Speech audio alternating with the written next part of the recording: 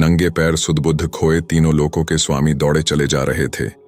पीछे पीछे रुक्मिणी, जाम्बवती, सत्यभामा, कालिंदी, मित्रबिंदा, सत्या, लक्ष्मणा और भद्रा भी पागल सी दौड़ रही है।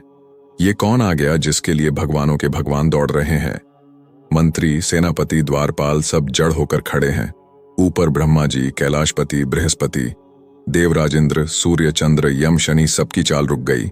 पशु पक्षी, नगर गांव सब के सब थम गए। खुद भाग्य विधाता, माया के रचयिता, प्रेम के वशीभूत अश्रु बहाते दौड़ रहे हैं। महल के द्वार से फटेहाल वस्त्र में भगवा वस्त्रधारे सुदामा लौट रहे हैं। उनके पैरों में बिवाई पड़ी थी, कमर झुकी जा रही थी, मानो गरीबी ने उनके देह को भी दरिद्र से भर दिया हो।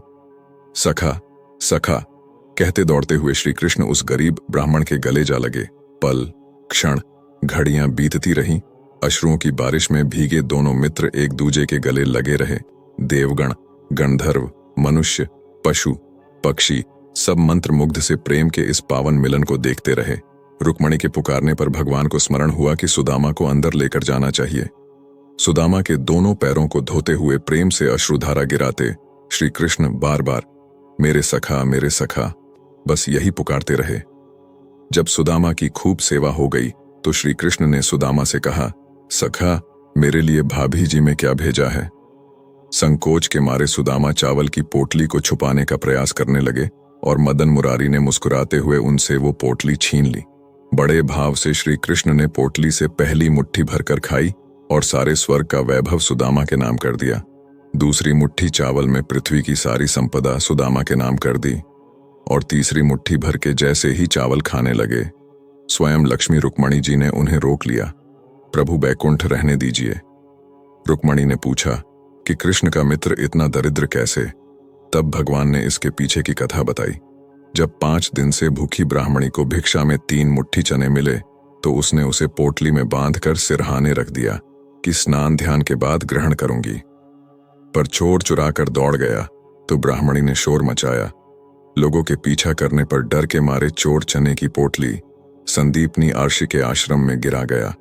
उधर ब्राह्मणी ने श्राप दिया, जो ये चने खाएगा दरिद्र हो जाएगा।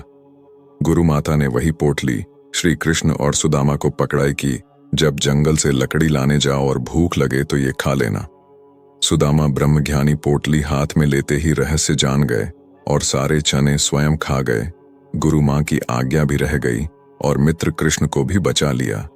लेकिन वे भूल गए, यदि वे ब्रह्मज्ञानी हैं तो कृष्ण स्वयं नारायण है।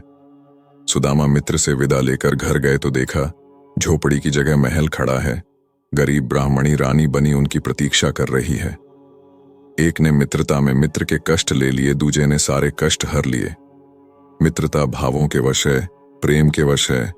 धन संपदा तो आती जाती रहेंगी पर प्रेम स्थायी रहेगा।